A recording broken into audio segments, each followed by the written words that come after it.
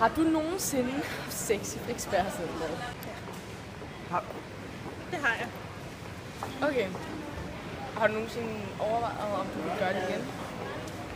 Nej, det var ikke særlig rart. Blev du optaget? Ja. Okay, tak, det var det. Det er vi i Frederiksberg, sådan noget, hvor de rigtig er kommet i julestemning. Julestemningen gør folk rigtig kærlige, og alle mennesker har brug for rigtig meget varme. Hvad synes du om reality-stjerner? Jeg synes, det er fantastisk, det de laver. De gør et godt stykke arbejde. Det synes jeg. Det er også vigtigt for os alle sammen. Ja, bestemt. Bestemt. For verden. Ikke så meget i Danmark. Tak skal du have. Det er så lidt. Hvad er dit forhold til julemanden?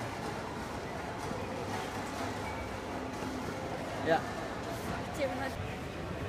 Hvad synes du om gamle mænd, der ser porno? Ja, men jeg håber, at de får noget ud af det, de selv laver. Jeg synes, det selv er sjovt. Jeg er ikke tænkt at se det selv. Okay. Har du set mit juletræ? Har du set mit juletræ? Jeg kan ikke finde mit juletræ. Har du set mit juletræ? Jeg kan ikke finde mit juletræ, jeg ligger under. Kan du ikke finde det juletræ, jeg ligger Nej, under? jeg er blevet væk. Jeg kan godt se, det er blevet.